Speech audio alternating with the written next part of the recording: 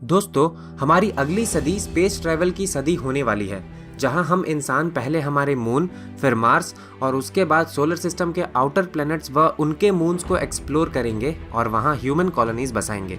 पर space travel के साथ सबसे बड़ी समस्या ये है कि इसमें लगने वाला बेहद ही ज़्यादा समय और रिसोर्स। वर्तमान समय में मौजूद टेक्नोलॉजी का उपयोग कर हमें मंगल ग्रह तक पहुंचने में 7 महीनों का समय और सोलर सिस्टम के आउटर प्लैनेट्स तक पहुंचने में 5 से 10 सालों का समय लग जाएगा। और वहीं हमें अपने सबसे नज़दीक मौजूद स्टार सिस्टम प्रॉक्सिमा सेंचुरी तक पहुंचने में 70,000 सालों से ज़्यादा का समय लग जाएगा। मान लीजिए, अगर हम लाइट की स्पीड से भी अपने सबसे नज़दीकी स्टार सिस्टम की यात्रा करते हैं तो भी इसमें हमें कम से कम 4 सालों का समय लग जाएगा। भले ही ये समय किसी रोबोटिक स्पेस प्रोब के लिए ज़्यादा ना हो, पर हम इंसानों के लिए ये समय काफ़ी ज़्यादा समय है। सालों तक चलने वाले इन स्पेस ट्रैवल्स में हम इंसानों को ज़िंदा रखने के लिए काफ़ी ज़्यादा फूड और रिसोर्सेज की ज़रूरत होगी, जो कि उस स्पेसशिप के पेलोड को बढ़ाएगा, जिसकी वजह से हम उस स्पेसशिप में कम फ्यूल यानी ईंधन रख पाएंगे, जो कि हमारे स्पेसशिप के रीच को काफ़ी कम कर देगा। साथ ही इतने लंबे सफ़र का इंसानों पर काफ़ी बुरा साइकोलॉजिकल असर भी पड़ता है। इस समस्या को पार करने का सबसे आसान तरीका है हाइबरनेशन। आपने कई साइंस फिक्शन मूवीज़ में देखा तो होगा ही कि कैसे इंसानों को कई सालों तक डीप स्लीप में रखा जाता है और जहां वो बिना किसी फूड और अन्य चीज़ों के सैकड़ों सालों तक जिंदा रहते हैं। इस तकनीक को ही हाइबरनेशन कहा जाता है। पर क्या हाइबरनेशन भविष्य में संभव है, और आखिर कैसे इस तकनीक के जरिए हम इंसानों को हज़ारों सालों तक जिंदा रख सकते हैं, ये सब जानेंगे हम आज के इस वीडियो में। तो नमस्कार दोस्तों, आप देख रहे हैं रहस्य टीवी और चलिए शुरू करते हैं। हाइबरनेशन भविष्य में होने वाले बेहद ही लंबे स्पेस ट्रैवल्स में काफ़ी क्रांतिकारी साबित हो सकता है। इस तकनीक की मदद से हम इंसानों को कई सालों तक बेहद कम फूड या दूसरे रिसोर्सेज की मदद से कई सालों तक एक तरह के डीप स्लीप में रख सकते हैं।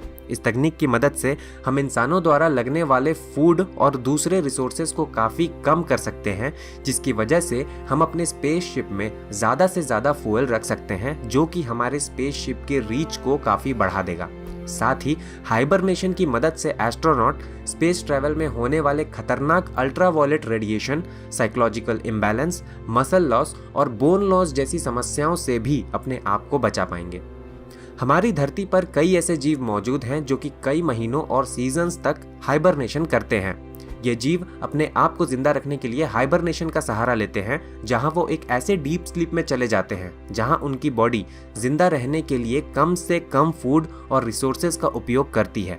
बियर्स हाइबरनेट करने वाले सबसे चर्चित जीव हैं, पर इनके अलावा कई तरह के स्नेक्स, फ्रॉग्स, बैट्स, टर्टल्स, साथ ही कई और जीव हाइबरनेशन करते हैं।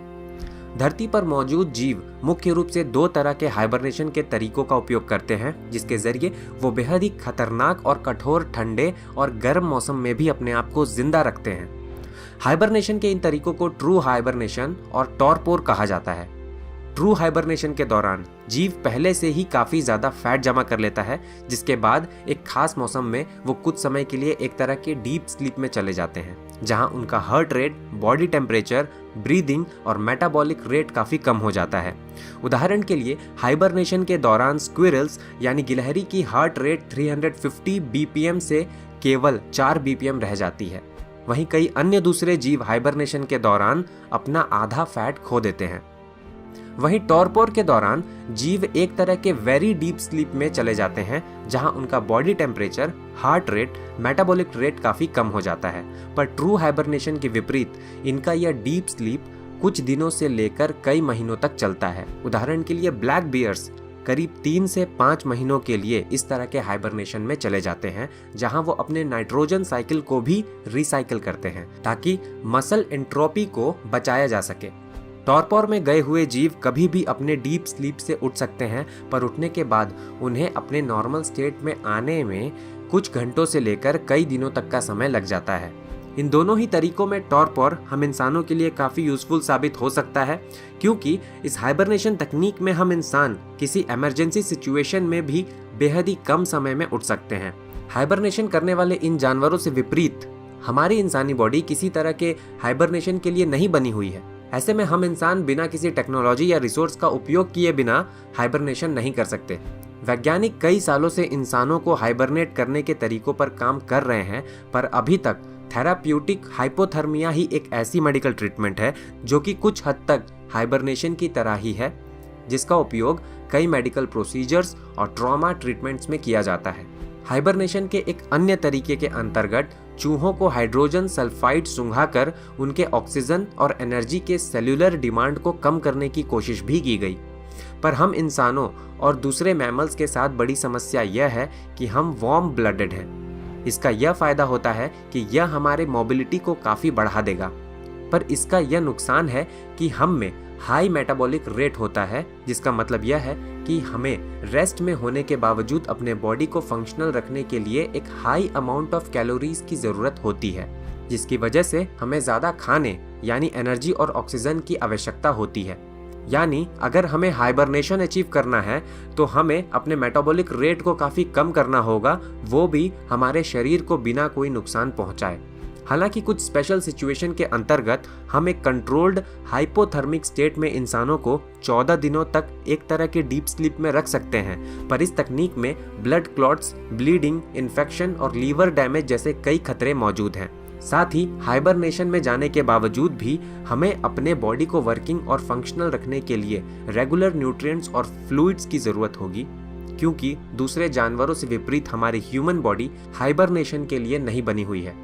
नासा और ईएसए जैसी स्पेस एजेंसीज टॉर्पोर हाइबरनेशन के तरीके को इजाद करने में लगी हुई है, जिसके अंतर्गत वो इंसान को बेहोश कर उन्हें ठंडा कर हाइपोथर्मिक स्टेट में एक कैप्सूल में रख देते हैं, जिसमें इन्हें टोटल पेरेंटरल तकनीक के अंतर्गत न्यूट्रिएंट्स और फ्लूइड्स सीधे इनके ब्लड स्ट्रीम में पहुंचाया जाता है, जिससे उन्हें ज़रूरी एनर्जी मिलती है और ह्यूमन वेस्ट भी कम होता है। इस तकनीक का उपयोग ओल्ड एज लोगों या उन लोगों को न्यूट्रिशन देने में किया जाता है जो कि अपने मुंह से खाना नहीं खा पाते।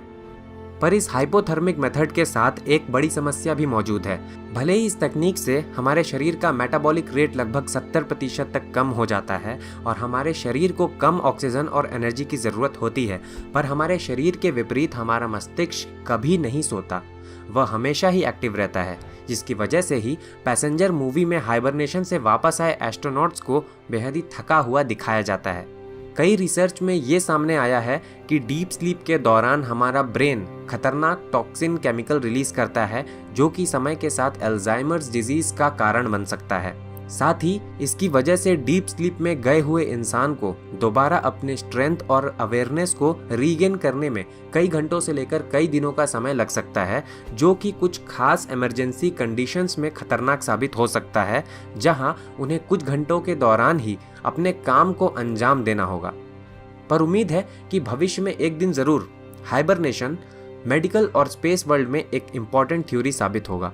फ्यूचर में हाइबरनेशन दुनिया को एक नई दिशा में मोड़ देगा, जहां इंसान स्पेस में जितना दूर जाना चाहे जा सकेगा। खाना और पानी जो कि एक्स्ट्रा बर्डन हुआ करते थे, वो बर्डन हट जाएंगे। हाइबरनेशन इंसानों की बेसिक नीड्स को बदल देगा। ऐसे में इस तकनीक के बारे में आपका क्या सोचना है, हमें नीचे कमेंट कर जरूर बताएं। और अगर आपको यह वीडियो पसंद आया हो तो इसे लाइक कर अपने दोस्तों के साथ शेयर जरूर करें। अगर आपने अभी तक हमारे चैनल को सब्सक्राइब नहीं किया है तो इसे सब्सक्राइब कर बेल आइकन को जरूर दबाएं। धन्यवाद।